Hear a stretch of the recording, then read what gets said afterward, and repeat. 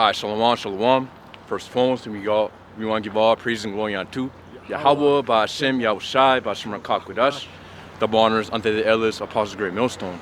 The elders, great millstone, and of course, peace and blessings unto the hopeful elect, the sincere servants of Yahweh, by Hashem, Yahushai, serve him in truth and sincerity. Yeah, so of course, we're out here in Babylon Great, of course, prophesying the downfall of it, and now you're preaching the word of Yahweh, by Hashem, Yahushai. So if you can start me off with, give me the one scripture where it says Yahushua is going to come back when, or pretty much, when Yahushua comes back, a fire is going to be kindled in the earth. I believe that's in Luke, because hey, as we understand, once Yahushua comes back, well, he's gonna come back when things are popping up, mainly, of course, or when Yahushua is going to come back. 2049. Yeah, con. Yeah, so when Yahushua is going to come back, it's going to be fire is going to be kindled on the earth, and literally, there's going to be that nuclear war popping off, which Yahushua is going to come back in a climax of World War III. When these other nations are shooting their nukes upon Babylon the Great, as the scriptures prophesy, World War III.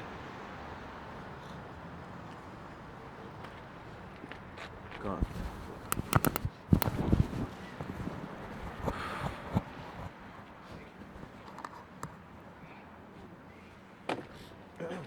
So if you can read that. This is the book of Luke 12:49. I am come to send fire on the earth, and what will I if it be already kindled? Yeah, so once Yahushua comes back to the world, angrily called Jesus, he's coming back when the fire is going to be kindled on the earth. When Yahushua comes back, it's not going to be at a time of peace. Yahushua is not going to come back to unite everybody. Everybody's going to be joyful and, pretty much waiting for Yahushua's return. Who the world ignorantly called Jesus. Yep.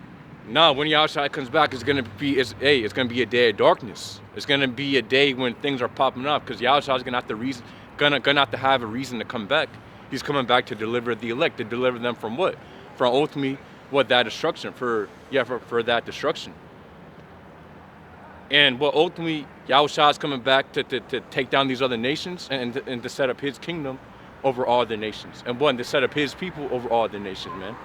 So that's what Yahushua is coming back to do. But the point is that a fire will be kindled on the earth, meaning things will be happening. Things will be popping up. It's not going to be at a time of peace. Yep. Keep on reading. Verse 50. But I have a baptism to be baptized with. How am I straitened till it be accomplished? Suppose ye that I am come to give peace on earth? I tell you nay, but rather division. Yeah, rather division. So, Yahushua is not coming back to unite all people, man. That right there is it's a doctrine of Esau. That's doctrine of Satan, to unite all people, to make all people one. No, Yahushua has made a separation amongst all other nations, man. When that ultimately Esau doing that because he wants to create that NWO to make a one world religion, to make all people with one another. Ultimately that goes back onto the Tower of Babel, which Nimrod, he's the one who wanted to do that. But guess what? The Lord wasn't with that, and he struck down Nimrod in that Tower of Babel.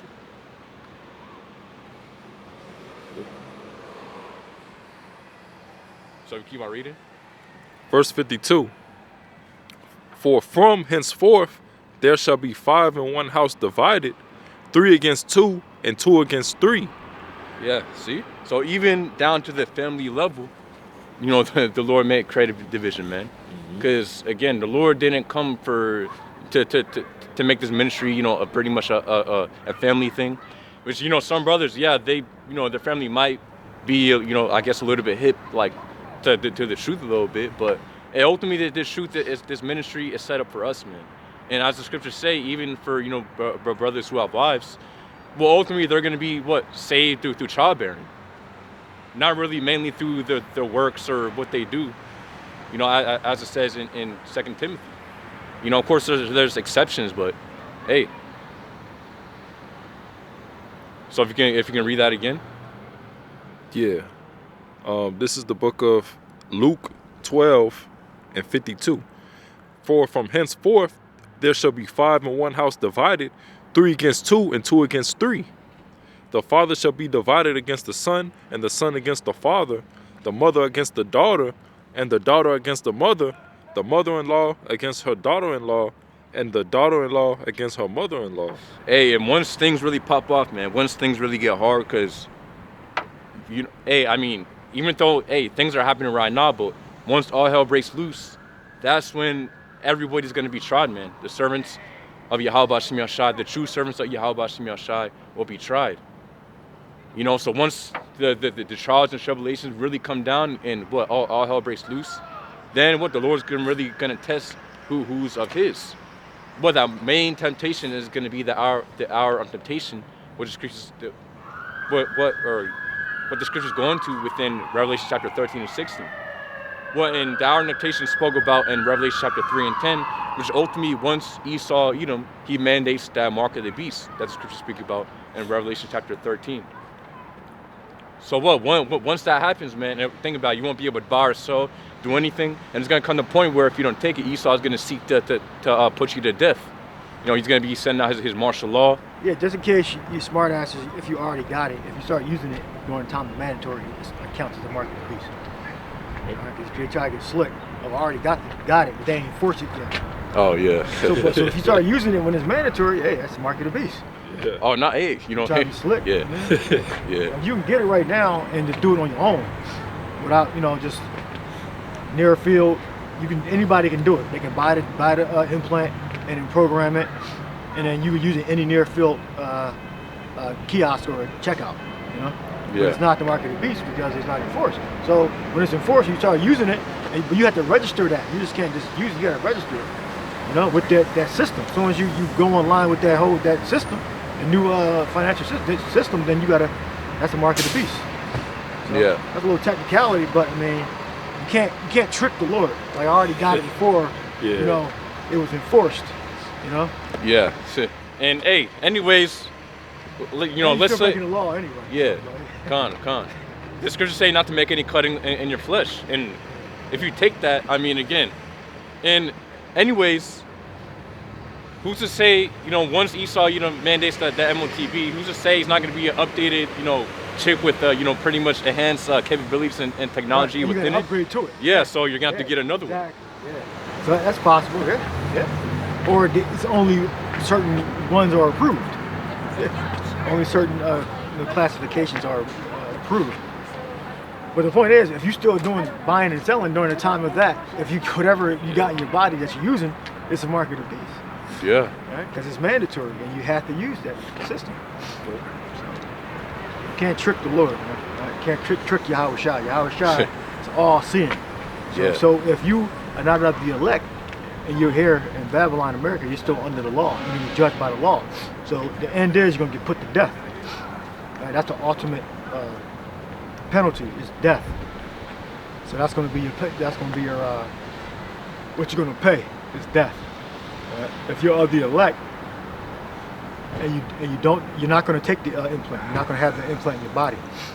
So you're going to be found to be in your proper order. So if you're in your proper order, then you're going to get salvation. All right? So you can't trick Yahweh Shai. Yahweh Shai is all seeing, all knowing. Omnipresent, omnipotent. All right? And he made it so that the elect will not get the implant. And that if you're here in Babylon, America, and in the developed nations where you have access to electricity and radio waves and all that, can penetrate, then you're going to receive that implant. Yeah, con. And hey, and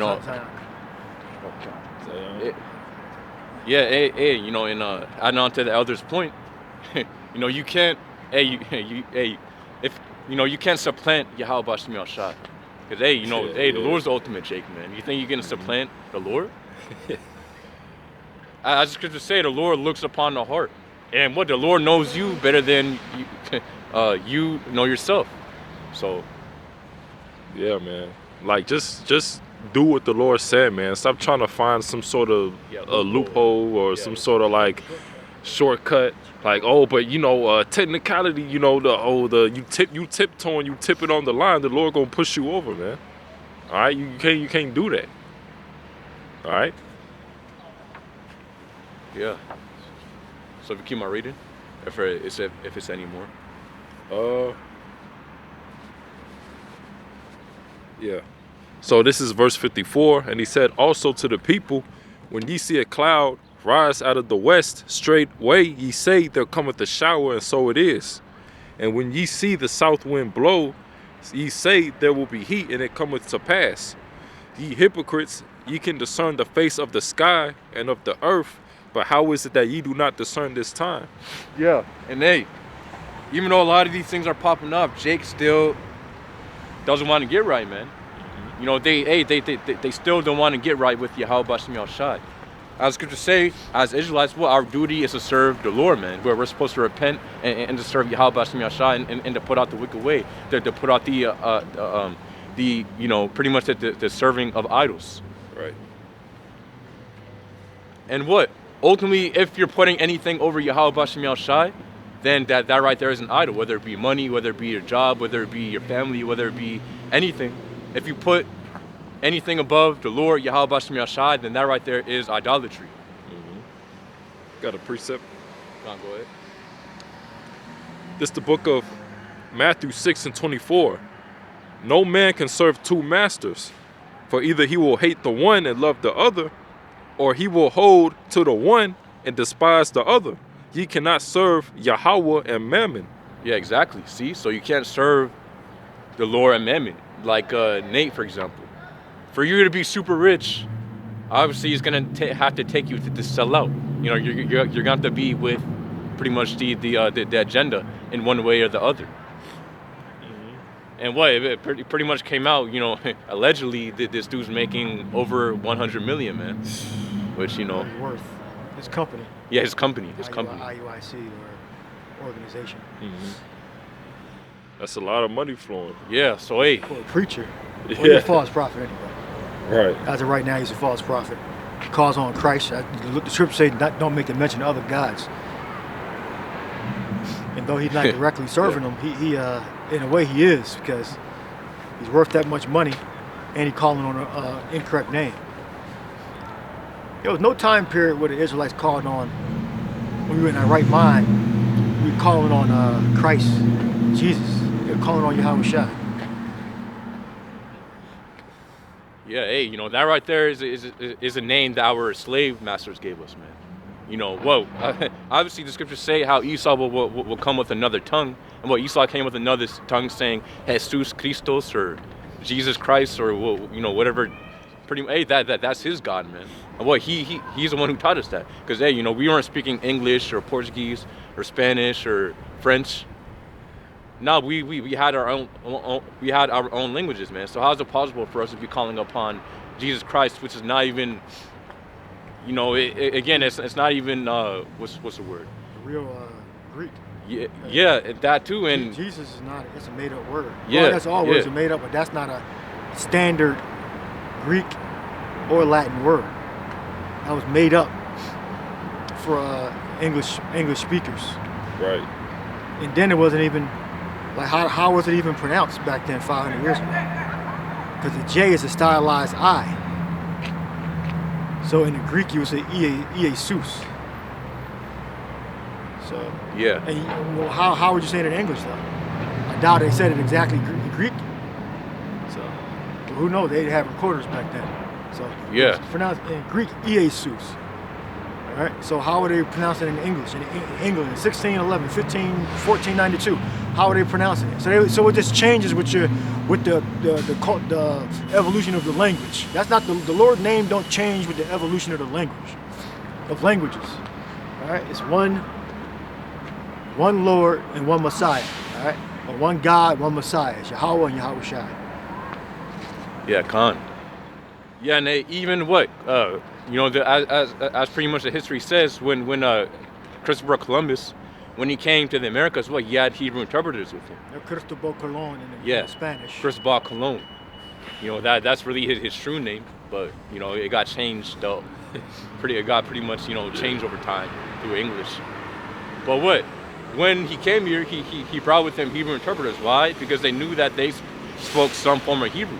You know, the pretty much the interpreters are Christopher Colon, or you know, one of them people. They pretty much said how they're speaking a broken form of Hebrew, And the name that they were called upon, it was something similar to Yahweh. But of course, they didn't pronounce it right. Within they said Yahoo or some. Howway or something. Because Howway. yeah. Howway. Yeah. Because as the scriptures say, the name of the Lord is dreadful among the heathen. So they're not gonna write it down exactly how it needs to be said anyways. And it wasn't for them Gad Act to keep anyway. Yeah, con. The scripture said we should discontinue from our heritage. So Yeah, con. that's all the tribes. I think it's a lecture. Yeah, I can bring that out. Jeremiah 17:4, it says, "And thou, even thyself, shalt discontinue from thine heritage that I gave thee, and I will cause thee to serve thine enemies in the land which thou knowest not." So what? Ultimately, the Lord has stripped away the name from us. That's why, again, you can't really go anywhere and see the name of the Lord truly written how it's supposed to be said. You can't find it within KJV. It's pronounced differently. What? They say Va. Well, yeah, they say Jehovah. In the when you do the audio, it say Jehovah. So they almost got it. Yeah, almost. Audio Greek, audio Hebrew. Yehovah, and come on, and they know that's the modern way of saying wa. It's va. The modern way of saying wa is va. So what's the ancient way? What's the original way? Wa. So Yahweh. I mean, it's that simple. Yep. Yeah, con. Yeah, so there you have it. The scriptures say that we will discontinue from our heritage. So what the Lord, and one of the biggest things of our heritage is the name of the Lord, man. And what the Lord took away his name from us, and he gave us other gods to call upon. Yep. Which that's what we're doing. We're doing idolatry. So what the Lord completely stripped away his name from us. Mm-hmm. And now it's only back in this time where we got the name of the Lord. But guess what? Only the plain, the holy are going to be able to understand it. Yeah. But that's why the Lord has, as scriptures say, that the secrets of the Lord, or what pretty much that the Lord revealeth the secrets unto his servants or prophets. So what one of the Lord's secrets is his name, even though we're broadly. Pick that up. Oh.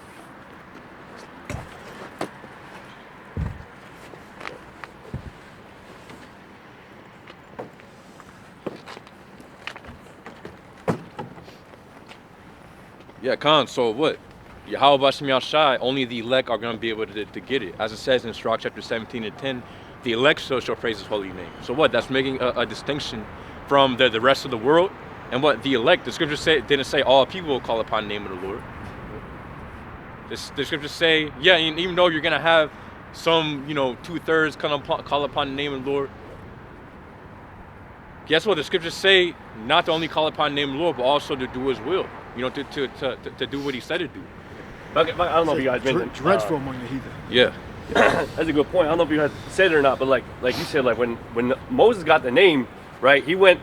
Remember, the Lord was dealing with just Moses, who was dealing with the children of Israel. When Moses went to Mount Sinai, he said, "What should I tell the people that is thy name?" And then he went, and the Lord said, "Tell them that my name's Yahweh." And then he went to the people and said that this is in the Lord's name. He didn't go to everybody. He just went to the nation of Israel to tell them the Lord's name. He didn't go to the Egyptians and proclaim. But it's one thing that the other nations know, that our true power is Yahweh Shema Shai, but they have no dealing with him. Yeah, as it says, Allah Shadia, which means demon like power, or it can literally mean Allah Shadia, which Shad means, when you go into the Hebrew, it can also mean to despoil or to destroy.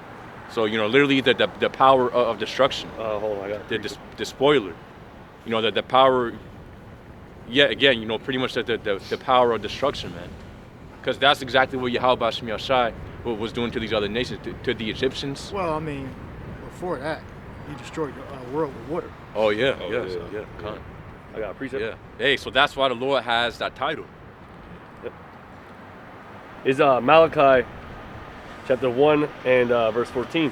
It says, "But cursed be the deceiver which had in his flock a male, and voweth and sacrifice unto the Lord a corrupt thing.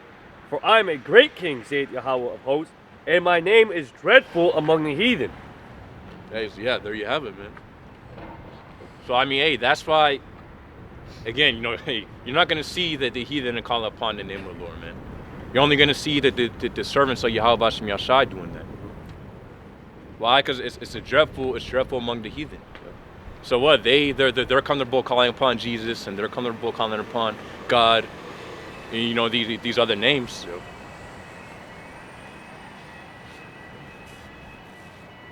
Yeah, because that's the point.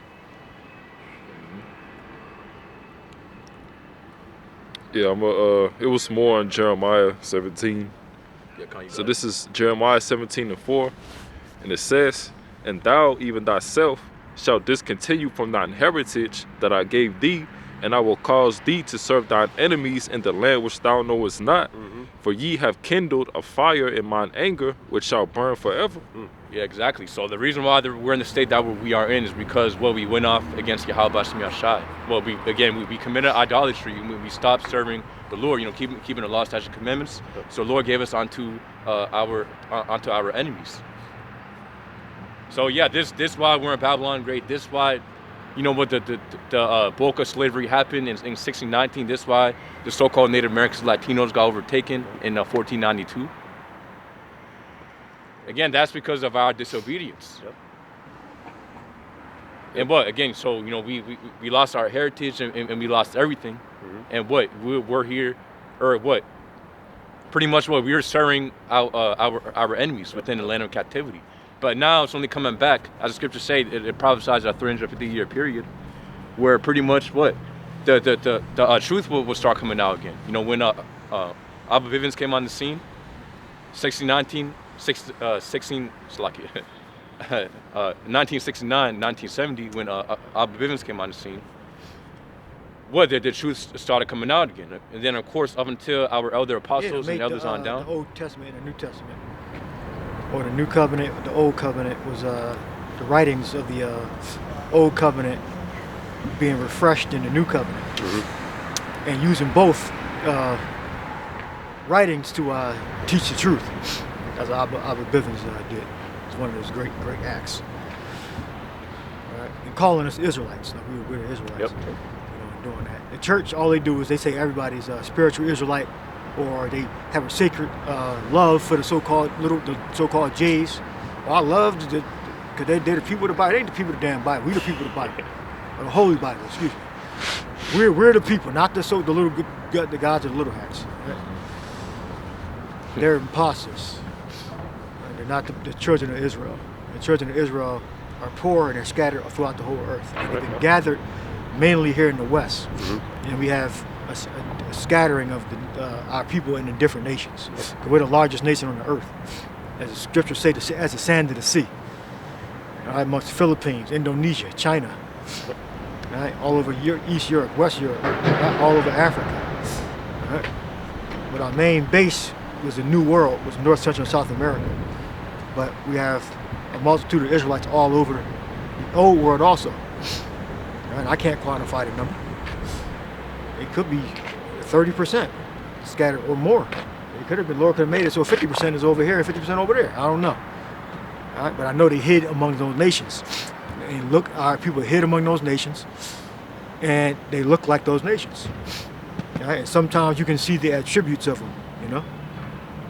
Amongst the Philippines, amongst Cambodia, Laos, you know, they call those Cambodia, Laos, and another Southeast Asian country, like the niggas of Southeast Asia. Right? They basically like they have the same problems, and they adapt certain degenerate cultures.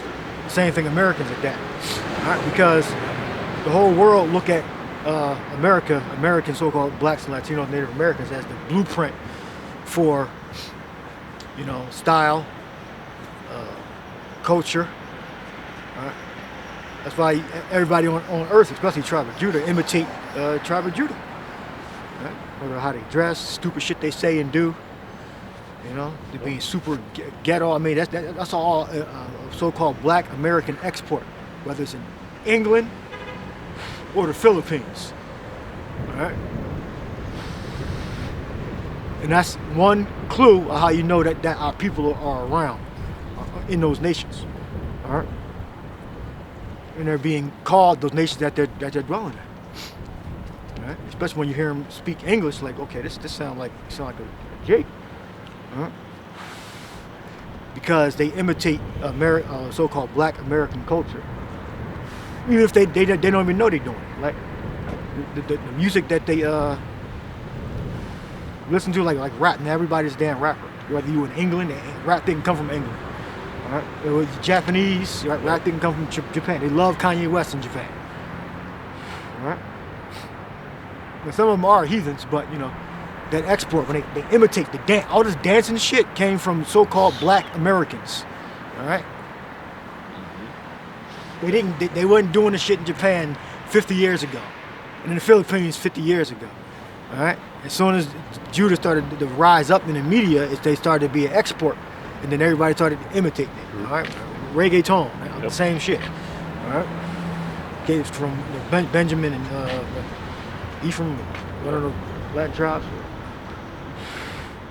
So the salvation is going to be mainly here in Babylon, America, all right? Because that's where the fire is going to come down at. This is where the nuclear fire is going to rain down at. Supreme, total, absolute destruction. All right? And the rest of the world is going to be minimally hit, or if hit at all. You know, because the scriptures only really talk about two places being hit, which is the land of Israel and Babylon, America. All right? It's going to be completely destroyed. All right? So we'll see, because in the Lord has control over the missiles. So if they're shot, even if America shoots what they are going to shoot their missiles, they could turn around and just hit the land of Israel. Yeah? Or come back right around.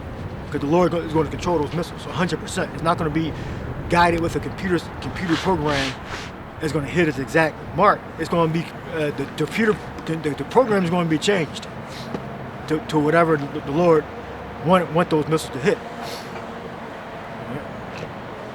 It says what in Joel, the in front of him is Garden of Eden, and behind him a desolate wilderness. Right. Yeah, I got something. This is the book of 2 Thessalonians 2 and 3. It says, "Let no man deceive you by any means, for that day shall not come, except there come a falling away first, and that man of sin be revealed, the son of perdition, who opposeth and exalteth himself above all that is called Yahweh." Yeah, so he has to be revealed. Yeah, he has to be revealed. Yeah. Con, what does the scripture say? How we will fall away from our heritage. So you know, it was a time and point where that happened. And what? And then there will also be a time and point where again we will get back to truth, and Esau will be revealed. And we're in that point now where Esau is being revealed, and I mean, again, it's out there, man, that this dude is a devil. Yeah. Well, he's going to go even farther. It's just child's play now. Oh yeah, con. Elon Musk allegedly was saying that the Lord is a so-called black man. I got to look up the facts on that, but I heard that was he was saying that. Well, when you look at when you look at the words in the scriptures, you can clearly see that. You can clearly see that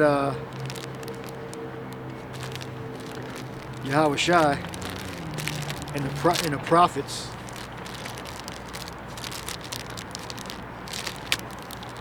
were so-called black people, all right, from the various tribes. And the black is not a nationality, by the way.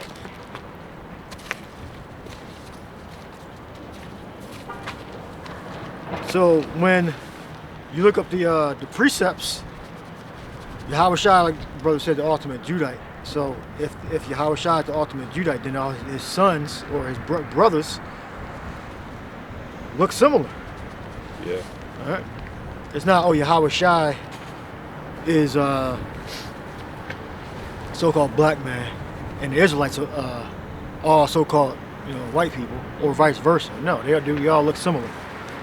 They got similar features, right? Similar culture. All right. Are you done with that? It's still some more. 2 Thessalonians 2 and 4.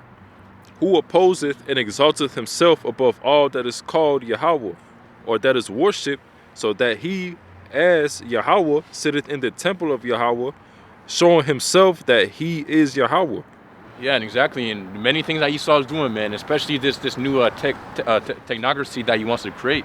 Well, he's showing that pretty much he's putting himself to be the Most High. What he wants to completely eliminate all just natural means of living, man.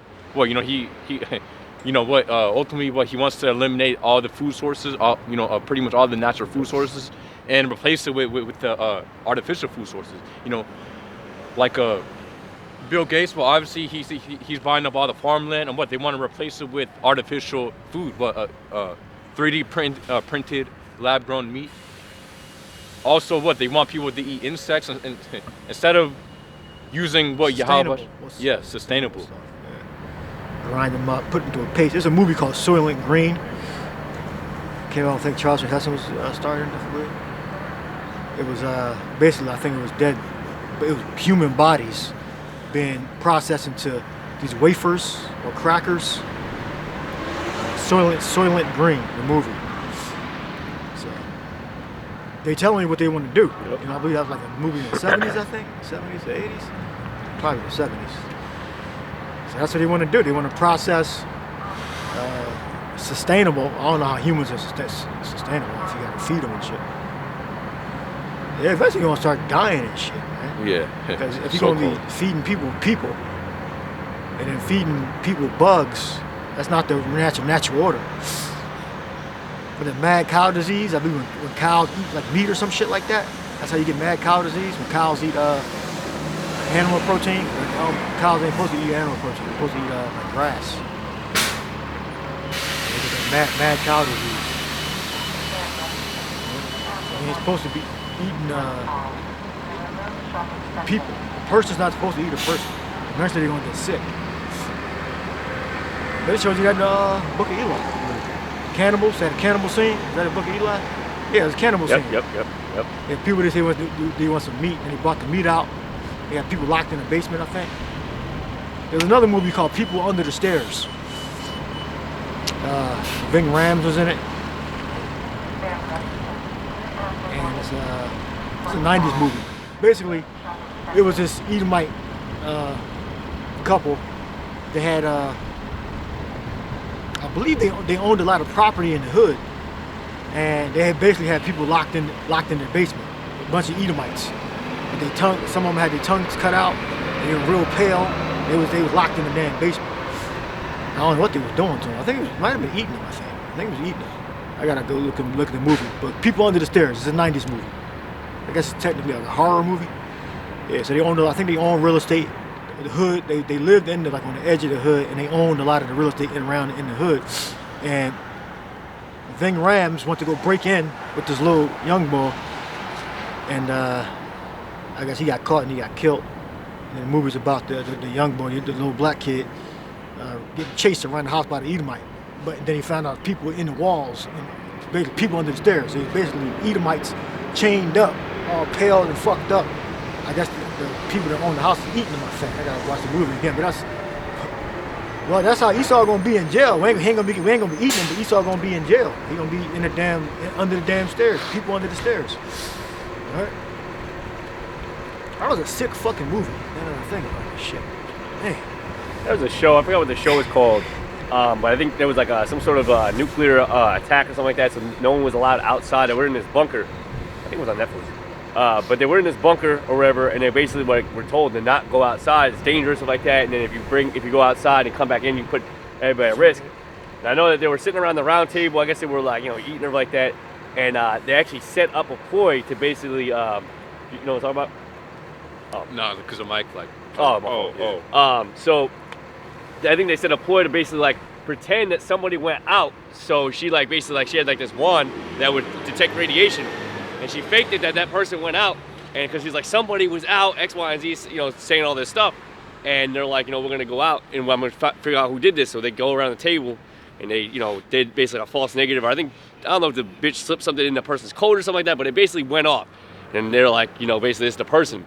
And then basically they fucking grinded that person up and then fucking served them like the next day or like that, you know, to the people. So TV show? it was a TV show, yeah. I think the Bach would know what I'm talking about, but yeah, it was fucking sick.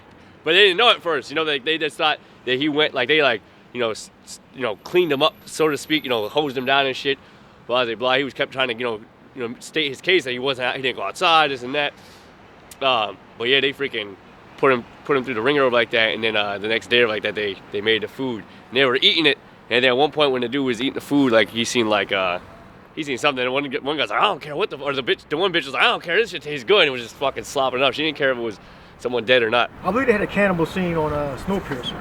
Oh yeah, Snowpiercer. Cannibal scene Yep, on there? yep. I think They found out one of the trains was people or something. Yep. People. Yep. Okay. Yeah. See, he always put it in his movies, man. Like, I mean, do these directors think they're gonna be like dead by the time the shit start happening? They just keep putting them in damn movies. I guess they think they're gonna be dead by the time, or they down with it. That's crazy. You know? Well, I mean, it's really, I guess the writers. Well, I guess the writers and directors have relationships, so yeah, you just can't be a writer. You gotta go through some type of ritual, I guess, to be a writer in Hollywood, and then get the script approved, and then you gotta get somebody. To produce it. Executive. Then that's the money. That's where all the money at. Because they gotta put their money up, take out loans from the banks, put their own money up. Hopefully the movie does successful. So they believe something is going to happen with all these recurring themes in these movies, whether it be some type of nuclear disaster, cannibalism, the implant. It was a movie with Paul Walker in it. He Fast and the Furious guy before he died in that alleged car accident. I forget the name of it, but he had a chip in him. They made he's working at this as a janitor, I guess. I think, yeah, janitor. I think something like that. And he started to discover something, and then they did something with his chip, and started. I think he might have discovered his chip, and then they all of a sudden made him a patient.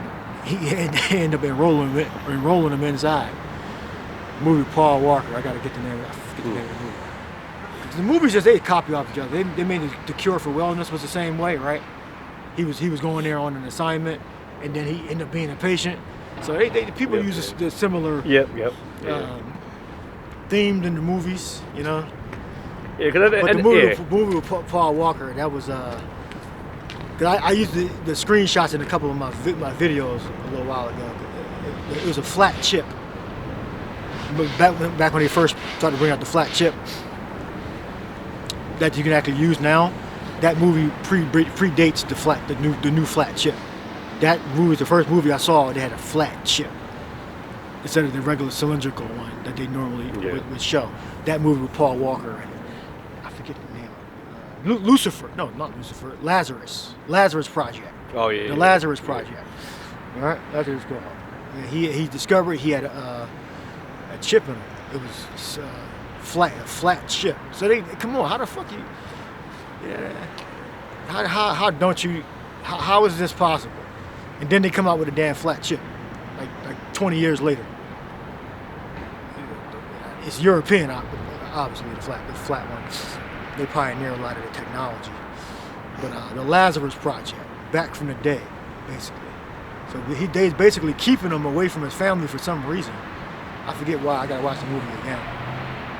Then I think he finally escaped, and his wife was waiting for him and shit. It was a happy ending. Like, what? Come on, man. You had a chip in you. You was working there. I think he might have lost his memory. Yeah, so that's a lot of implications there just for that movie. If I'm recalling the events right, like he lost his memory. He worked there, then he became a patient. Like, come on. So that chip could probably do some serious shit to you. You know?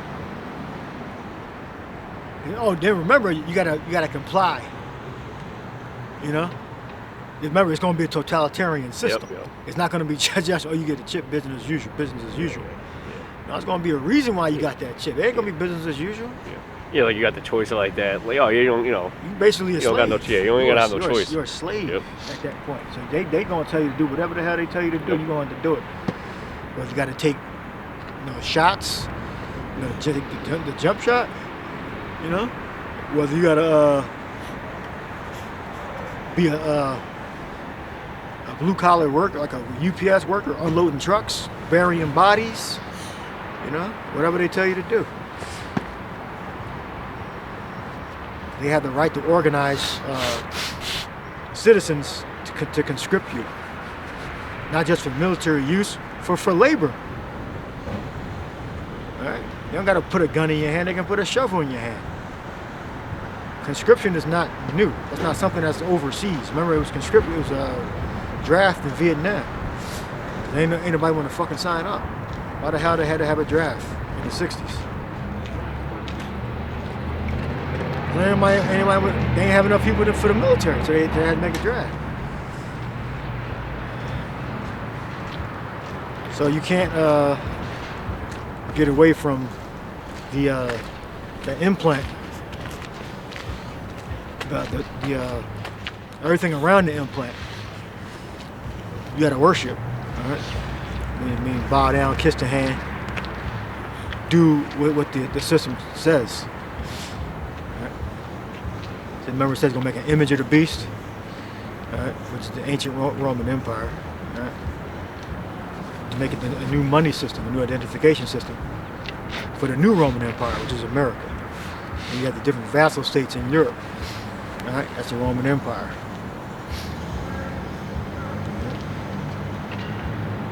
Somebody give a revelation. Oh, you had something? Yeah, God preset. So this Romans chapter 11 of 4. It says, but what saith the answer of the Most High unto him? It says, it says Romans chapter 11 of 4, but what saith the answer of the Most High unto him? I have reserved to myself 7,000 men who have not bowed the knee to the image of Baal. 7,000 meaning a certain amount of Israelites that was not going to the houses of worship to worship Satan. Technically, that's Satan. Baal means Lord, right? So, that's Satan. So, just like right now, you have an elect that are not going to worship Esau's God, his money system, his allegiance, his way of life. So, in the ancient world, we had to pay tribute. We had to use Roman money, where we can worship our God. Now, Esau's going to, he probably still say, hey, you have freedom of religion to a point, but when you take that mark, you worshiping him. The point is, you really don't got freedom of religion anymore. They disguise you to think that you have freedom of religion, but realistically, you just have you have freedom of religion as long as it stays within the confines of what you can and cannot say. Because if you start saying stuff, even in the form of religion, you're still going to shut you down. And Esau does it with many different ways, right? By having certain platforms that have certain community guidelines, So you can't go against those community guidelines; they'll shut you down. So it's really a fucking facade that makes you think you have some freedom of religion here. You don't. You don't got the freedom to practice the truth because Esau will shut that shit down. You're free to worship everything else. Exactly. Yep. Right. As long, if it goes against Esau's wickedness, he's going to shut you down. So we can worship to a point until Esau starts to, put his foot on it. And especially the more higher up an echelon in society you go, the more truer that is, right? That's why you see guys that up in the upper echelon or whatever like that, that have a high following. If they start speaking certain things against Esau's doctrine of wickedness, they get stomped out or whatever. You got to play ball. You got to play within the exactly. confines. Yep. You can be a Scientologist. You can be a Christian. Yep. You can be a Muslim. But if you an Israelite, that's directly in opposition to the so-called Jays. So Yep. That's not gonna last too long. Exactly. Yep. Yeah, you're not gonna get very far in your career. Then eventually you're going to bow down and suck the so-called J pipe. Right. Yep. Really. Yep. Yeah, and at that point, you're not even really, you're just, you would just be saying it for like lip service, right? You'd just be saying you're an Israelite for lip service. But for you to actually worship and believe, you got to basically tell them J's and basically tell them to go fuck themselves. And that's it. You're going to lose everything if you do that.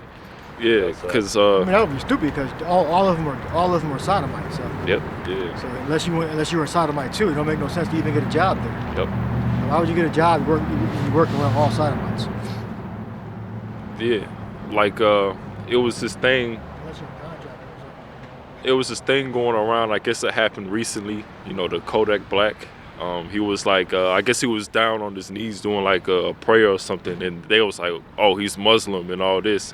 And he felt disrespected because it's like, no, I'm an Israelite. I'm a Hebrew Israelite. Even though we know Kodak, he a nigga. You know what I mean?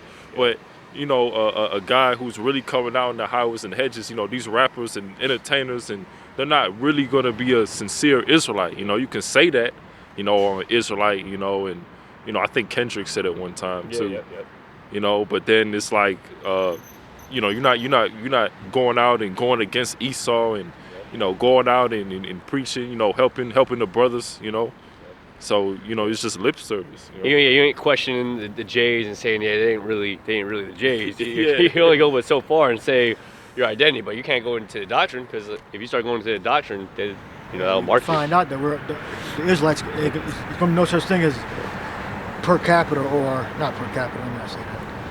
That the so-called J's are going to be known for being rich. That the real biblical Israelites are known for being rich. It's not biblical. Yeah. The real Israelites are not known for being rich, they're known for being poor.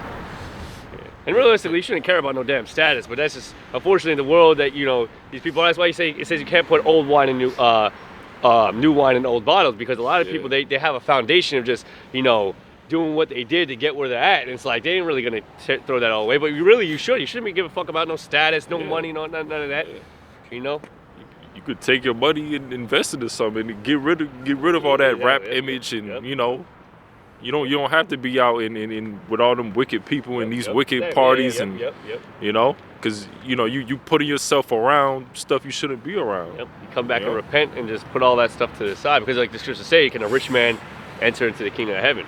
It's easier for a camel to go through an eye of a needle. Yeah. Like, we coming out in the highways and hedges, we're not out on the corner with Jake, hanging out and all that other shit, man. Yeah. Barbecue and shit. Yeah. Yeah. So.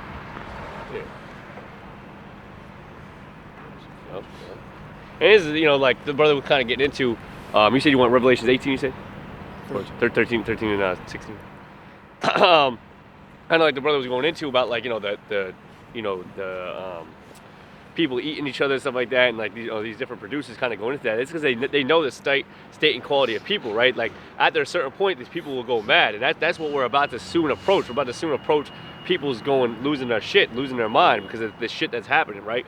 You just see it across all boards, like, and people's like they're talking about how, suicide rates are all-time high, people got anxiety at all-time high, people got all these like mental disorders at an all-time high, which, a lot of it's due to people, the diet that people are eating, and then just the things that these people are exposed to, the constant pressures of work and all that, just everything, right? Everything is constantly, psychologically fucking with their minds.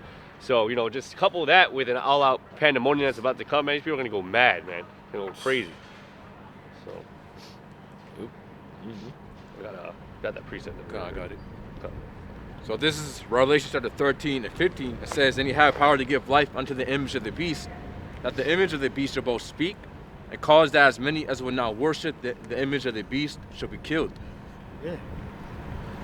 So, the Roman Empire came back to life in the form of America. All right? And the mark is a thing that they're going to be worshiping within the new Roman Empire. All right? Yep. And that mark is the implant chip. Yep. It says, verse 16, and he caused all, both small and great, rich and poor, free and bond, to receive a mark in the right hand or in the foreheads. Yeah, that's the thing that's going to save. That's one of the things that's going to save. Not really going to save America, but that's going to make the financial system secure. Yep. That's the only reason you would go to a digital currency is if the paper currency didn't work. didn't work out. So they're going to change to a different type of currency that's more secure, Yep. which is really not more secure, but they can control it more. That's more of a fact. Yeah. They can control it. Yeah, which is funny because the original dollar was supposed to make gold more secure.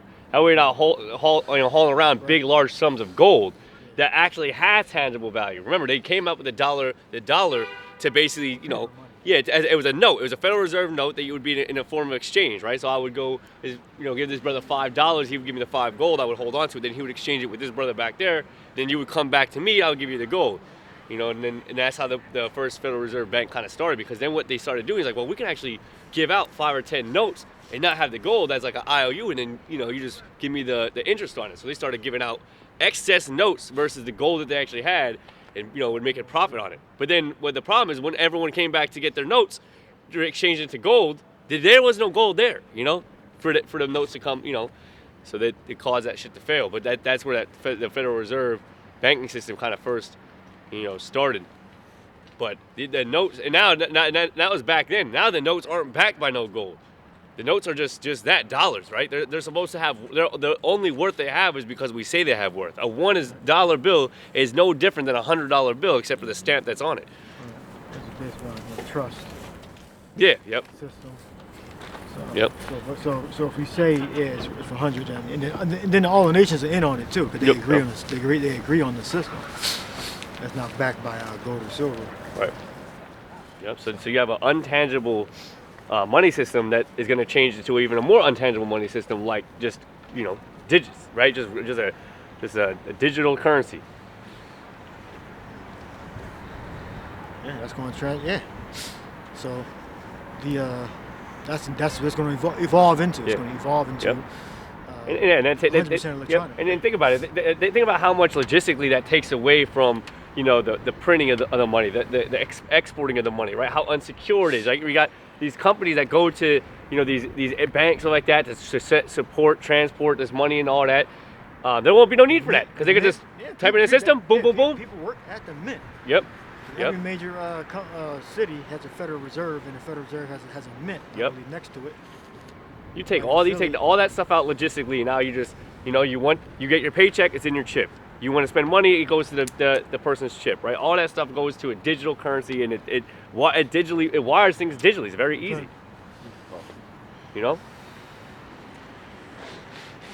And it's funny too, because when we talk about movies in the 70s, movies in the 80s, all this stuff about technology and digital currency and just RFID microchips being in those movies, there wasn't really like a push like it is now. Like now you can see it. You can see that they are actively trying to come to some sort of technological agreement on how this can work. There's actual tests of these things being implicated, right? There's actual businesses using these things, right? We had the 3 Square Market a couple of years ago that had an RFID microchip based near field communication type deal, right? We had that club many years ago that had something similar, right? But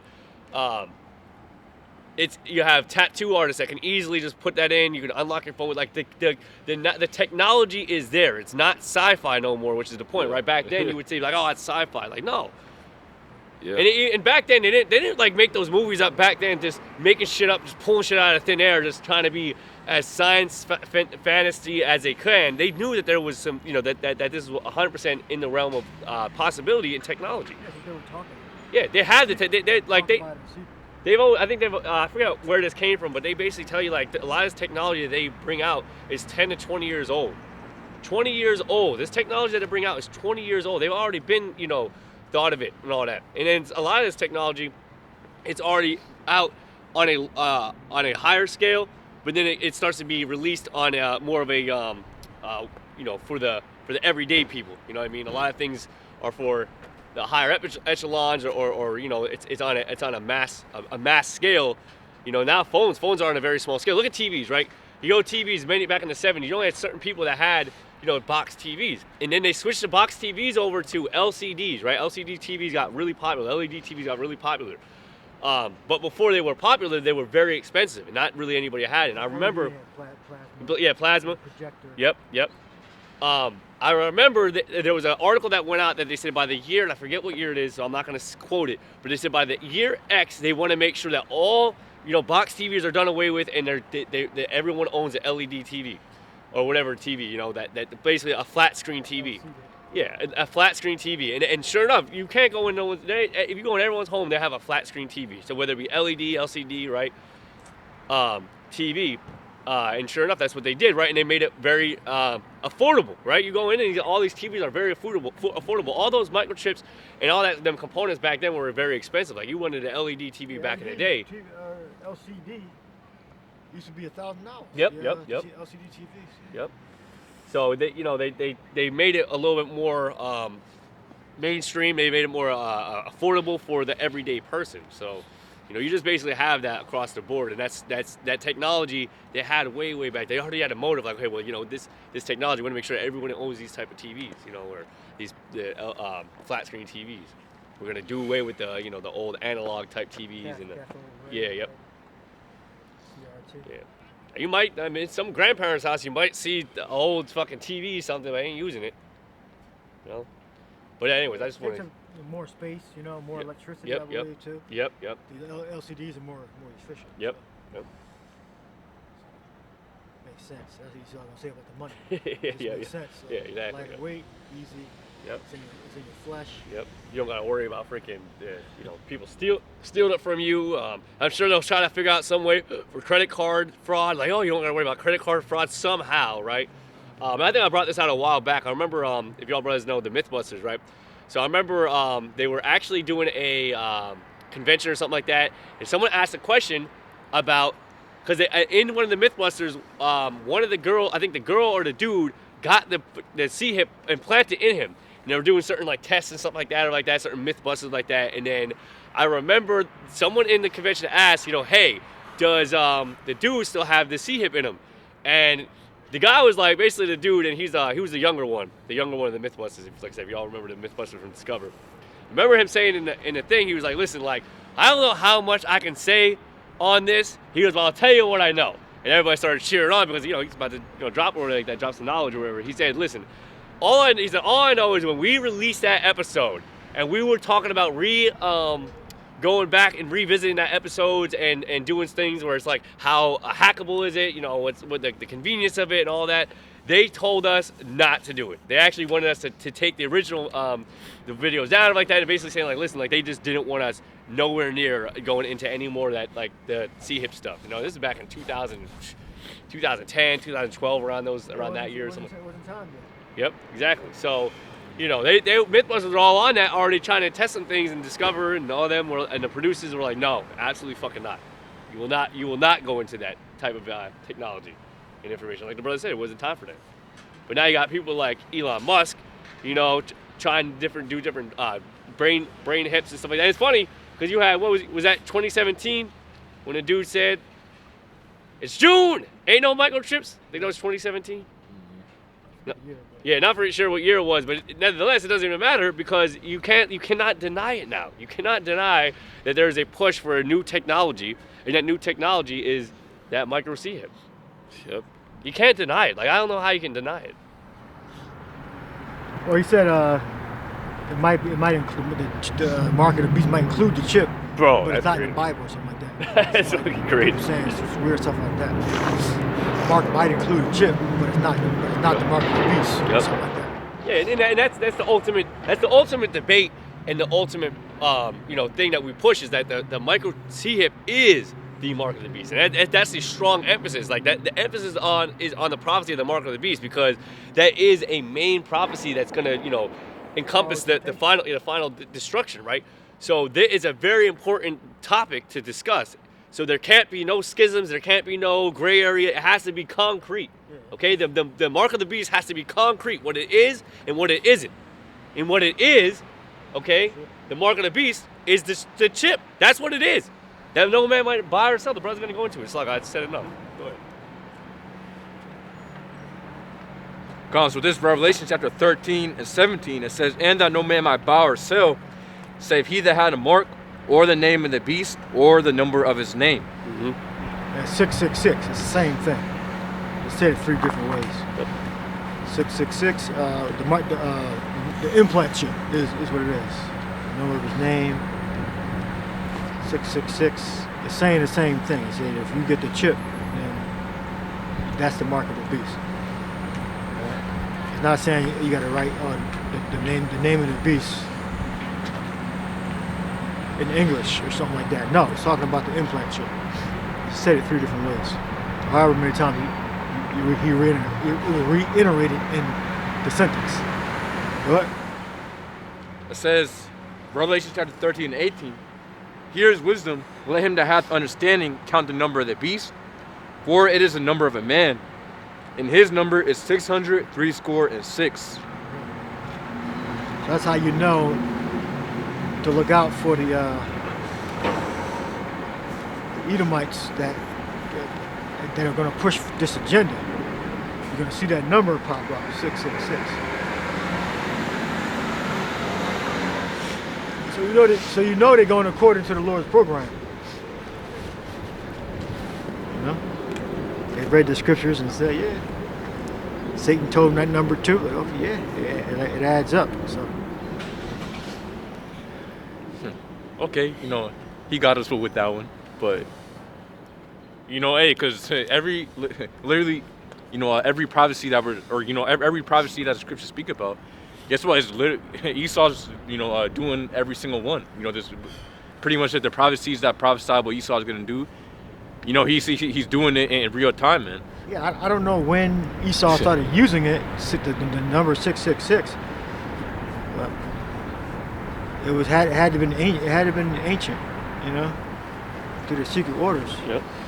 You know, I doubt it just started happening, you know, in the 1900s. I'm Right, sure they were right, probably using it for hundreds of years. Yep.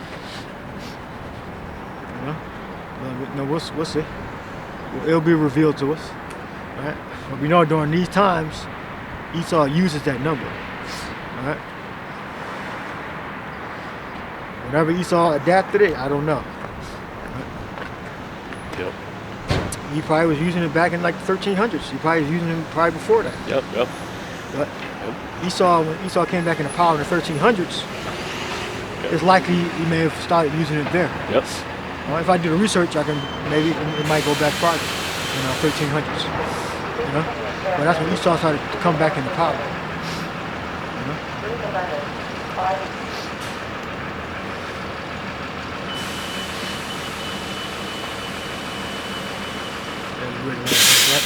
Yeah. So you go 14.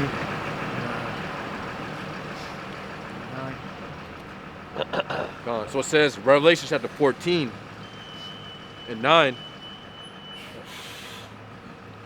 Oh, yeah, and it's like, you know, what also helps push that digital currency is the fact that, like, you know, you had during the pandemic and all that, you know, you had a shortage of money, you had shortage of change, right? There was a high shortage of change. So, you know, not everything is based on just a $1 bill, $5 bill. A lot of it's, you know, $5.49, $4.49, right? And so you got to put that 49 cents. That 49 cents, you know, has a whole impact there. So they can get rid of the change, you know, which actually does take a little bit more to create. Even though over the years, change has gotten to be more and more less valuable as far as like what the actual components that make up the change, what makes up the quarter, what makes up the nickel, right?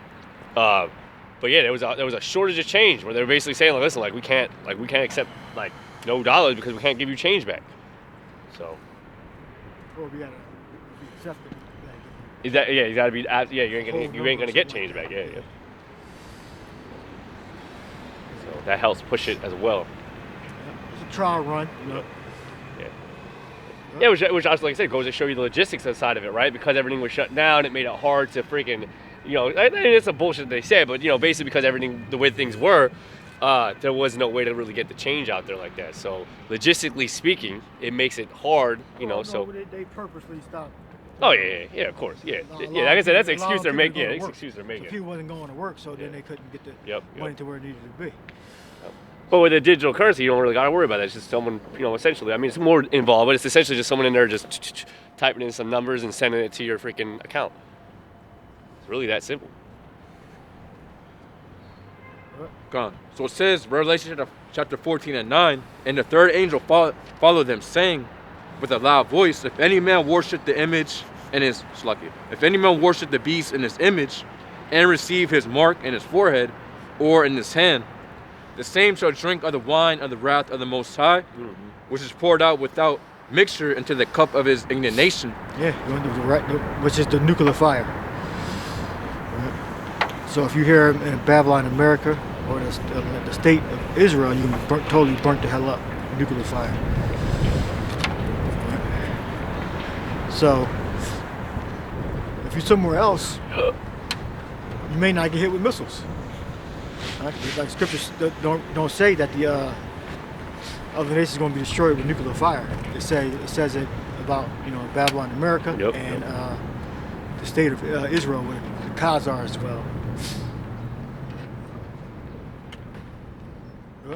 It says, and you should be tormented with fire and brimstone in the presence of the holy angels and in the presence of the Lamb. Yeah, it's not talking about the whole entire earth. All right? As far as if you hear it in Babylon, America. All right, this is where America's going to become from the land of the free to it's going to become a total police state. It's going to be like like they say North Korea. It's going to be like North Korea, but worse. So North Korean people, they're going to take chip their population. All the nations, Russia, Iran, Arabia. All right, they're all going to chip their populations. Right? They're all going to agree for this new money system. But the fire is not going to reach the whole earth. It's only going to destroy certain places in the earth, mainly Babylon, America, and the state of Israel. Good. It says Revelation chapter 14 and 11, and the smoke of the torment is ascended up forever and ever, and they have no rest day nor night. The smoke of their torment, okay, meaning America on fire. All right, so if you were here in America when it's destroyed, all right, that smoke is going to go up forever and ever. All right, and they have no rest. It says, and they have no rest day nor night. Who worship the beast in his image. Right, it's not talking about you burning in hell forever. It's talking about the nations that are in slavery. Right? Because those nations are going to be going to take that implant. Right? And they're not going to have no rest. They're going to be working 24/7. All right, 24/7 work. All right, will be available. All right. And when you'll be able to rest, you'll rest. But it's not going to be like at 8 o'clock p.m. you get off at work. You get off at 11 p.m. No, you're going to be working through the fucking night until you fucking collapse. All right? Or until whatever rest time we designate. But there's going to be 24-hour shifts for enslavement for the other nations. All right? And all those nations are going to take that chip. So they're going to be worshiping the beast. Only the elected are not going to take the chip. Mm-hmm. Right? Yep. The most of the world going to take the chip. Yep. I don't know what the percentage is, but it's very high, like 80%, something like that, 75%, 80, 90. Yep. A lot of them are going to be willing too. A lot of them are willingly take it. Yeah, so they're not going to have no rest. Those are the nations. Right? Excluding the Israelites, excluding whatever percentage the Israelites are. So take that away. All right. Because even the Israelites that take the implant, they're gonna be burnt the fuck up, but they're gonna come back into the reincarnation, into the kingdom. Right. All right. So excluding them, the other nations are gonna not have no rest. They're gonna be worshiping Yahweh Bahashim Yahushua, all right, and in slavery with no damn rest. All right. It's gonna be like how we was in Egypt, but worse.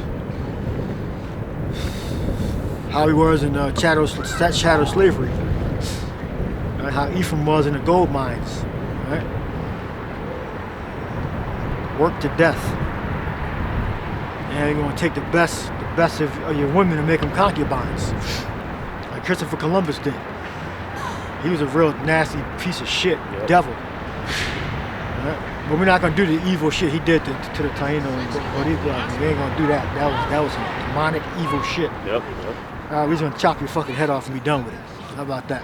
We're not gonna do all that sexual perversion shit that Esau was doing over there in the island. Plus, there's gonna be a different level of fear that y'all gonna have for us, and because you're gonna know that the power is dealing with us. Your power is literally dealing with us. Yeah, we're gonna be like the Navi. We're not gonna be blue. We're gonna be glowing. Yeah. Tall as a tree, taller than trees. 12 feet tall. Yep. You know, like the Navi. Yep. Yeah, definitely. Our presence alone is gonna definitely strike fear, you know, in y'all. Yeah, the Hamites are gonna be tall if the Lord wanted them to be that tall. The sons of Anak tells you about that. There'll be grasshoppers in our sight. Oh yeah, Find that. yeah. Get that in Numbers or Deuteronomy, Exodus. Sons of Anak. Yeah, the Hamites are tall, but they're gonna be short. They're gonna be like grasshoppers in our sight. All right, they're about 7 foot tall, 8 foot tall, whatever. That's short. Our stature's gonna be completely different. All right, they 8 foot tall. We gonna be fucking 14 feet tall. They were 14 foot tall. We gonna be fucking 30 feet tall. Yeah. We ain't gonna be overweight either. Yeah, we ain't gonna have no bellies or fat hanging over. Yeah. Heart problems or anything like that. Basically, gonna look like the damn X-Men. Yep. An animated cartoon from the 90s in the comic book. You gonna look like X-Men. Yeah. They don't work out of nothing. They just look like that. Yeah.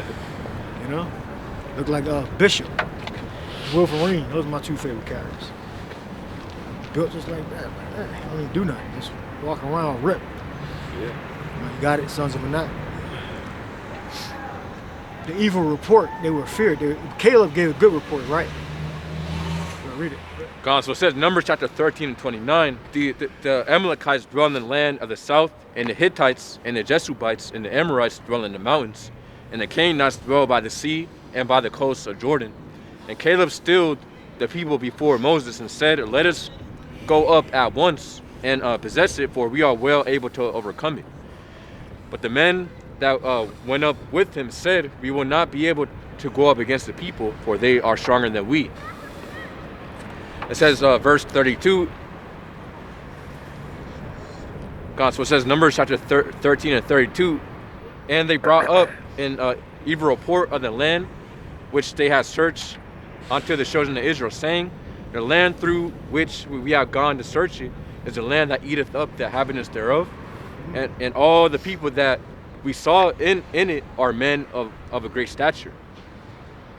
It says, and there, it says verse 33, and there we saw the giants. It says,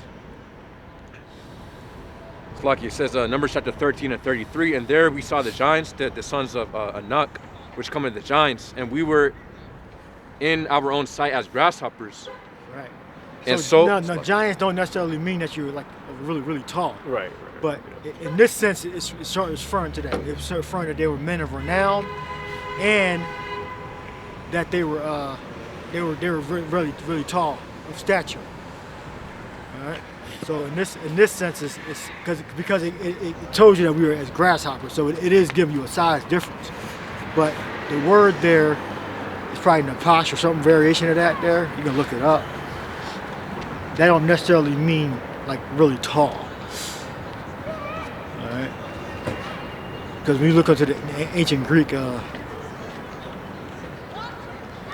gods, that the word giant goes back to them, and they would come down in the form of the same size of a man. You know, look up in ancient Greek. I'm sure you can find some literature to differentiate the size, but when you see them being drawn, they're drawn in the same figure size as the humans, the other Hellenes, Greeks. But in this sense, you know, they were men of stature, they were tall. It's funny because in God of War, they said that, and that was directly in reference to the Greek, what was that? The Greek freaking lore, or like that. Basically, the dude Atreus, which was God, Kratos' son, was saying something about giants and about how, like, oh, the giants, something. He's like, and Kratos basically said, like, listen, giants weren't, you know, they were, you know, normal people just like us. Talking about basically the Greek lore, you know. So like what the brothers say, like when it comes to the Greek, the Greek giant, you know, just meant. They said that renowned, famous. Yeah. Right. But you know, the stature is dependent upon the context. Right. Right. God, so it says, and so it says, and we were in our own sight as grasshoppers. So we were in their sight. Yeah, so the Hebrew word for giants is it says napayal. Not Playal. which goes back onto the Nephilim, I guess. Yeah. Not Playal. That's the word I'm probably. Not Playal. Yeah. So renown. So these men were, and it makes sense too that the men of renown were large men, tall, strong men. So that makes sense. But in the sense of being like the mythical, modern day, 20 feet tall, 25 feet tall giants, no. Just per cap, I don't like to use the word per capita. It's like you have certain African tribes that are really tall. Like you take the average of them, most of them are over this height, even the women. Yeah. So that's how the sons of Anak were. Because you mentioned that they were like grasshoppers.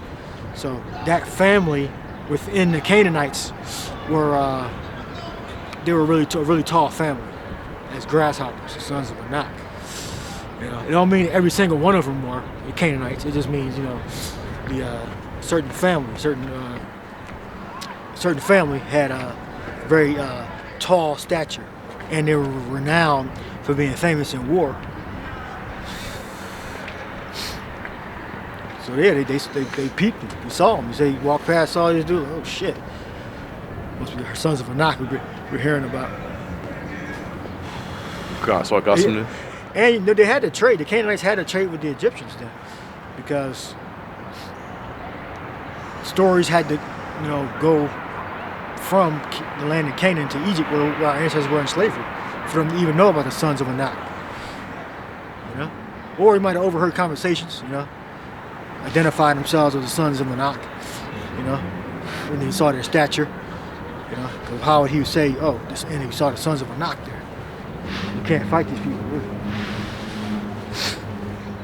Yeah. So they went to go spy out the land, see if they could take it. So they didn't have the confidence that, looking at the people like, damn, there's no fucking way you came out of fucking slavery. How the hell are you going to get this done? And it wasn't a bunch of so-called white boys, all right, that was over there doing that.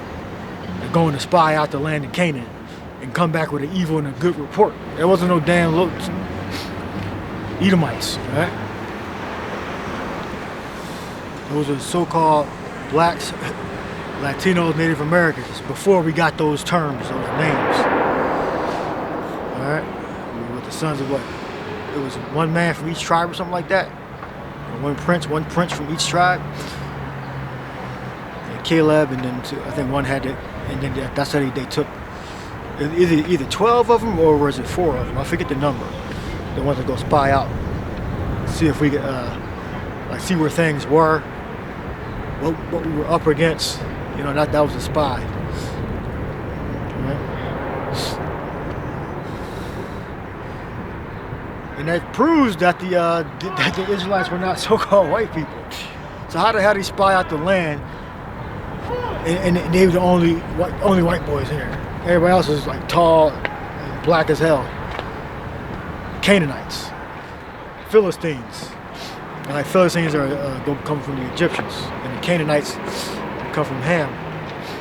So you got these dark, super melanated people, and then you got some Edomites that walk up, spying out the land, walking around and shit with robes on and mask.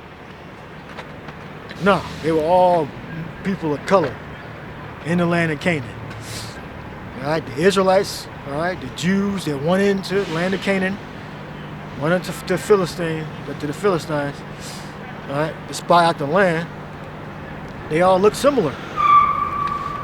They were melanated. They had woolly hair, curly hair, woolly hair, dark skin. Canaanites, the Philistines, and the Israelites. That's why they were able to go amongst them. Just like when Joseph and Mary and the Lord went to Egypt, because they had family in Egypt. And they blended right in with the Israelites that were already there, and with the declining number of actual Egyptians. Because the Edomites had already started fucking his way in. That's how Esau get rid of you. He'll just kill you and then replace you with his own genetics, his own genes. Right? So you had a lot of mixed people in Egypt too, because of the Edomite Greeks. And then you had Israel. Israelites that were dwelling in Alexandria and the different areas in Egypt. Right. I did a lesson on Alexandropolis. I'm probably pronouncing it wrong. It tells you that Alexander settled a mixed multitude of people there. Now he deported some, and they took concubines for the rest, and they had mixed children, but the fathers were Edomite Greeks, and I'm sure they had other nations within Alexander's army too. Right. Esau he get up in there with his genes. Right. I said this before. India, Pakistan, India used to be one nation. Alexander's troops got as far as modern-day Pakistan. And today you'll see a lot of the Pakistanis, they got very light skin. Some of them have very light skin. A lot of them have very light skin. And certain features, like, wonder why you look like this. And the farther you go into India, they get darker and darker and darker. Because Alexander, the so-called Great, didn't get that far across the Indus River in India. Right. And all around that region, you'll see like Edomite Asian-looking people in Asia, in West Asia, not far west, like Midwest Asia, above Iran and all that, Kazakhstan and all that, Uzbekistan, look like Edomites and Asians, because of Alexander. He wasn't just going there killing people and he was putting them in slavery, and all of the women were getting raped and concubined, But that's never a part of the, I guess it doesn't look good when you write it down on paper. So they just say he took this town, they put this town under tribute. But you like 500 women, you pretty much raped for your soldiers and for yourself yearly. Hundreds and hundreds and hundreds of women. And then their babies came out. Now that's what expats do in Asia, in Thailand, Philippines. They go over there for vacation. They have like 3 or 4 women, and they end up pregnant. And then you have, they had their babies. You got black guys over there doing the same thing Esau doing in the Philippines and Thailand. All right? So this whole thing about foreigners going to another country and not having relations with their women it's impossible. Every nation that goes to another nation and settles there for a long time mates with the people there, especially in war. Oh yeah. It was even told to Israel to do that after they. Well, yes. Well, it's in our law. It's in our law. I was talking about Esau. Seed spread amongst the Japhites. That's how Esau seeds spread amongst the Japhites and the Elam and all that. Yep. Definitely they're definitely very real thing. Within our law, it tells you that in war, we can take the women as concubines. Let her mourn, shave her head.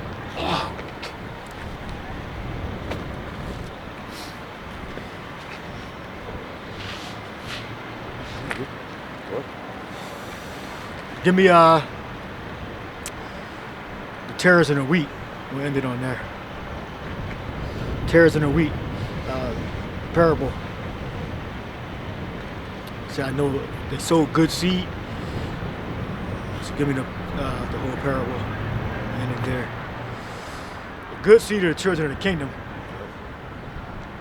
Spoiler right there. Got it?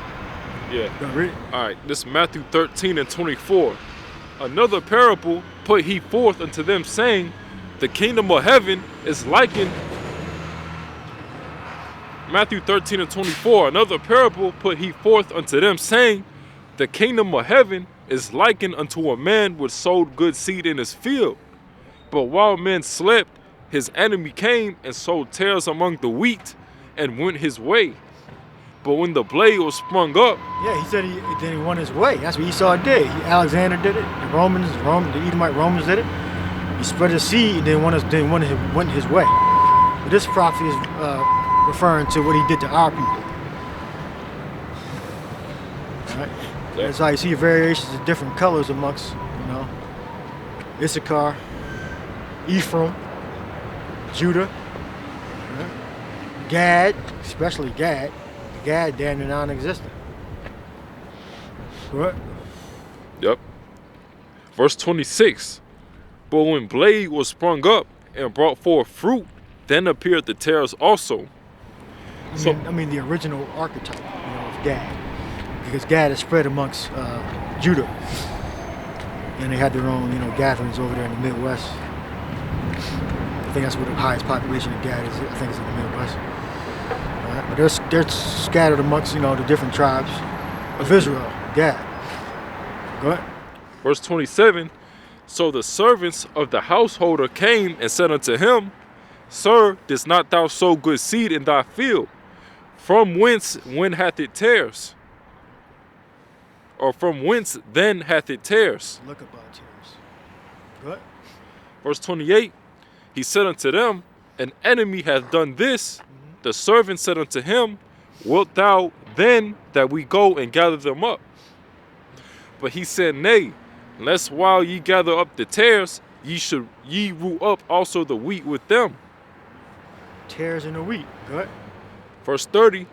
Let both grow together until the harvest. Yeah, you got our people amongst the so-called Jays. Amongst the regular Edomites that think they're different from the so-called Jays. You got these Edomites. No, the Jays are your leaders. But you gotta suck him off to get ahead though. All right, but the Jays are your leaders. Y'all the same people. Y'all trying to get away from that. Those are your leaders, man. Amalek they're your leaders. They're not the different variation of white. No, y'all Edomites, man. That made up this term white in 1681, which is the same year that Pennsylvania was founded, I believe. 1681. Then y'all started calling yourself Edomites in 1681. All right. So y'all the same people. Oh, they're not really white. Get the fuck out of here. What the hell are they? They're not really white. All right. That's y'all all call yourselves white. Y'all do the three archetypes, right? The three phenotypes, right? You say Asian, white, and black. That's the shit they made up. So so-called Jays are the white archetype, or Caucasoid, or whatever the name y'all use. Right? I'm the Negro, whatever. And then the Asiatic, and then every other race is somewhere in between. That's the science that they use. And so if you're not one of the three, you're a variation of the three. All right, so y'all just like the so-called Jays, so regular so-called whites and you Jay so-called whites. They're the same damn people. Yep. Esau. All right. Yep. Esau, Edom. Yep. Yeah, just like you go to freaking like the Arab lands and stuff like that, Elam, damn. Ishmael, Elam. Yeah, Ishmael. Yeah, Ishmael's a very they're in those lands, those areas of the Middle East, but that's mainly all Elam or Ishmael. But there's different Yeah, different variation. Like the king of Arabia. Yep. You like a light skin, like a Ephraimite or something, or a black dude. The thing is Esau's just in his power seat, so he's basically all over the fucking place. Esau, they just want to make it seem like Esau only in America. No, Esau all over the world, man. Esau Edom has a foothold in all look parts up of the world. the king of Lebanon. Look up the king of Lebanon. Now finish reading that. And look up the king of Lebanon. One of his daughters. They look like fucking Edomites and shit. That's on their mother's side because they could be Edomites too, but it's on their mother's side because they take concubines. Right. You keep getting marrying women and having babies, and you're gonna start looking like Edomites. They got the nose,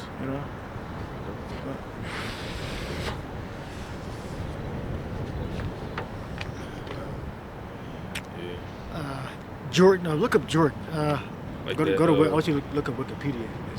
Looking up family members. Look up some of the women. He was looking straight up pale as hell. Yeah, like that guy Fresh Montana, he looked like an Ephraimite. He might be a Jake, but his family's like from Morocco. Morocco? Like they North Africa, yeah. Yeah, so. Cool. Yeah, they look they got a lot of Moors. He probably Judah. This guy right here. I want you to look up Wikipedia. Don't look up a pictures. Look up the family trees. Start finding women. Wikipedia, they have trees that are more organized. Yeah, North Africa. Yeah, so North Africa. Look up Jordan. And look up Lebanon. Look up for the women, family members, wives, and daughters of the current presidents. Yeah, so Spain was conquered by North African Israelites that were Muslim. Alright. The people that inhabited, Cayenne and Tunisia, Egypt, you have large populations of Israelites among them. Alright. In North Africa. Alright. And they are the ones that went over and conquered Spain.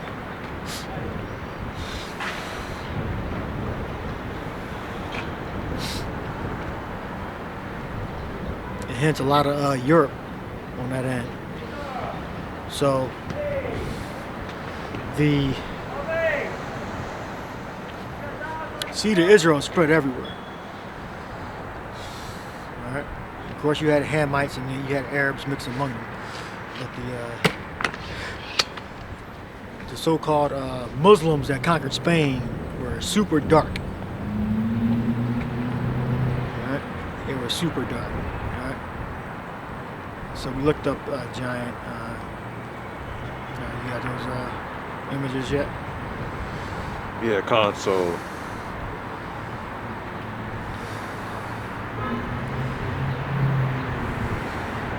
Yeah, so you have his issues, and then Who you looking at? the king of Jordan. Jordan? Yeah. Okay. So Issues. yeah, this is father right here, and then you have his seed. And they're considered white, by the way. Hussein. Okay. The seed. All right, look at his daughters or their wives. Shoot like that. I'm just put family, like see. I saw a few on there. You can put it right. See, use those. Use what you got there.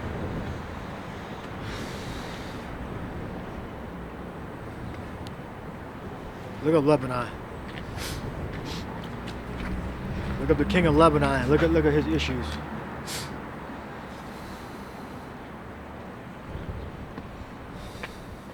King of Lebanon. That's what they're attacking now too, right? They're attacking Lebanon. Yeah, they got Lebanon's got presidents. President. Yeah. All right, look up his daughter or his wife.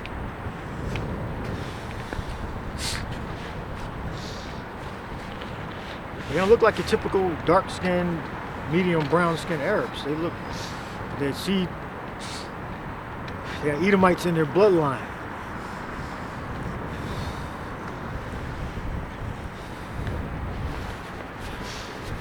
Spells. It just says children too.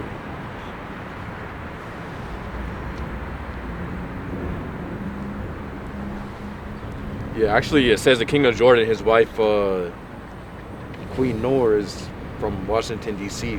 I'm not sure if she has No, she probably Edomite. Oh, okay. Well, she might be. She might have been born in. Yeah, she probably was born in America. They send their children off to. Can you click on her and see what she is or not? It's well now it's gonna be like two different people. And look up Assad, not Julian Assange. Assad from Syria. Oh, okay. So Look up his wife. the father of the current king of Jordan, like his wife is from Washington D.C. Let me see.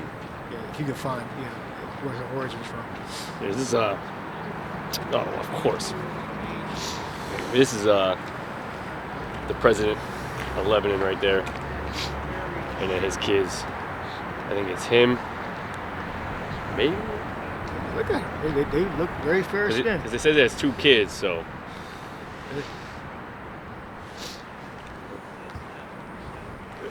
Yeah, this is her. That seemed like father Well, if you look at from the president of Lebanon's father, he's from and Texas too, but Yeah, because You know, it's his they name. educated Yeah. in America okay, or Britain. yeah.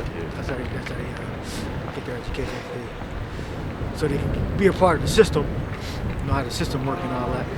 They won't be out of the loop, so to speak. So they know how to do business with Western countries. So they get educated in America. So go ahead, read it. Read her name and put their picture up. Gone. So Hussein of Jordan. Go right here. Yeah, this is the former king. This is the former king of Jordan. And then this was his wife, which she's from Washington D.C. as well as what's her name? Read her her name. father. Oh yeah, wife is Nora Queen, the Wager of Jordan. Nora. Queen Nor.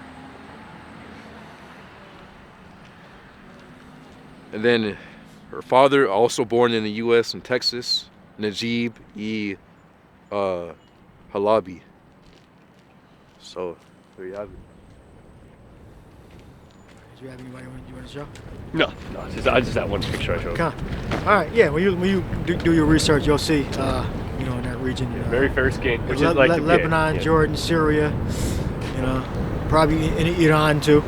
You'll see very fair-skinned people within their family line, and in Saudi Arabia too, because they have Edomites as concubines. Yeah, but their biblical nationality is still what it is. You know, Yeah. whether On their it be father's side. Ishmael or, Yeah. or it's like Esau scattered around. You got your Russians, you got your Polish people, but all Edomites, man.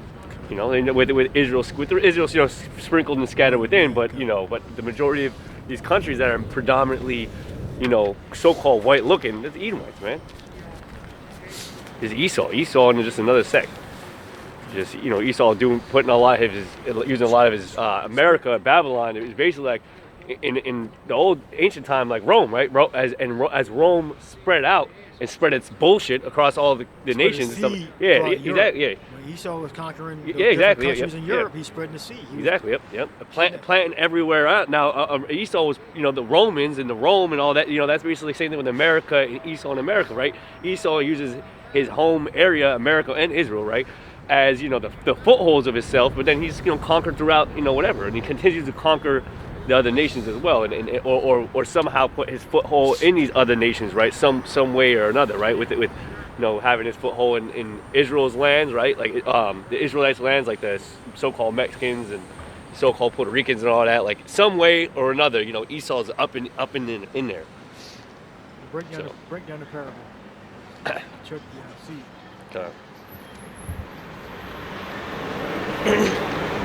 Tares in the wheat. Yeah.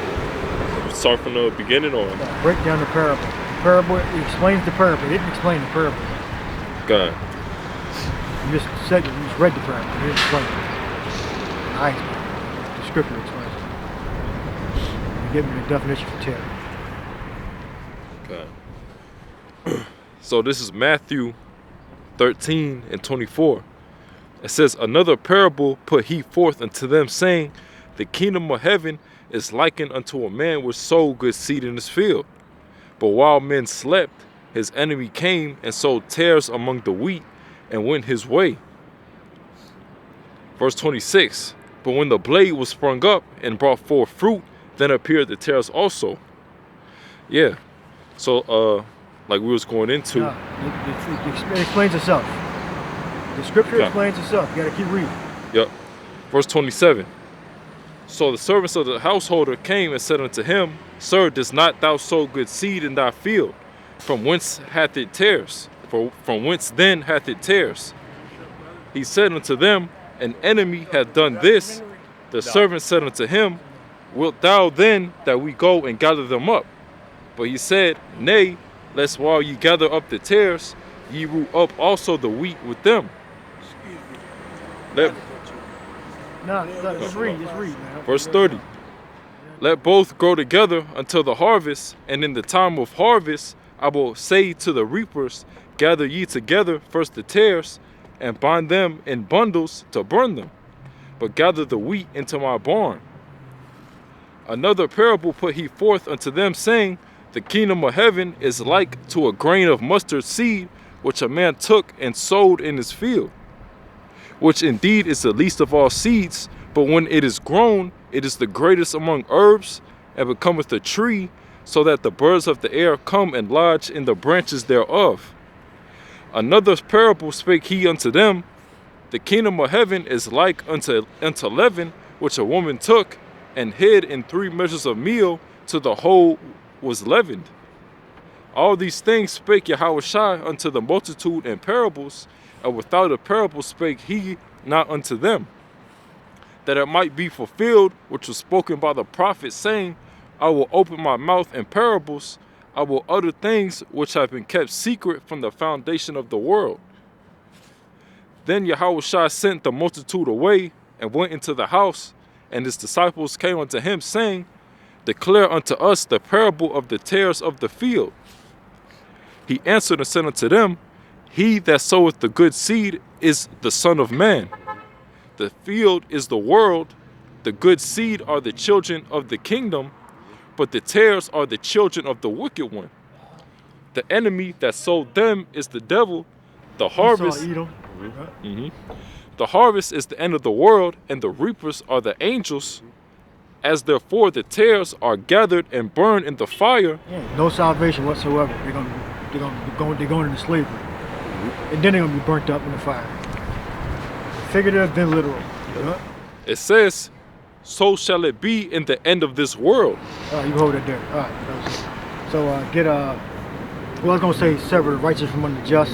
Go read that tares first. Con, so it says, it looks like wheat, but it's not really wheat. So they look like Israelites, but they're not really Israelites. Yeah. Good. the Greek word for tares is zizanion, which means a kind of darnel resembling wheat, except the grains are black.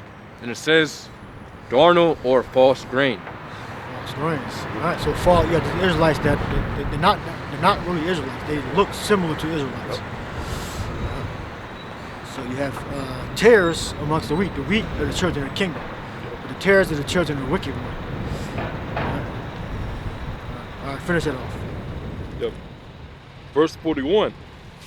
The Son of Man shall send forth his angels, and they gather out of his kingdom all things that offend, and them which do iniquity, and shall cast them into a furnace of fire. There shall be wailing and gnashing of teeth. Okay. All right, so we'll know who the tares are in due time. All right. It's the angels are going to sever the righteous from among the wicked. All right. And also you have, Edomites that look like Edomites. Israelites that look like Edomites that are really Israelites. All right. So you got it on both sides. All right. So we'll leave that there. Hope you're edified. Shalom. Next week. Shalom.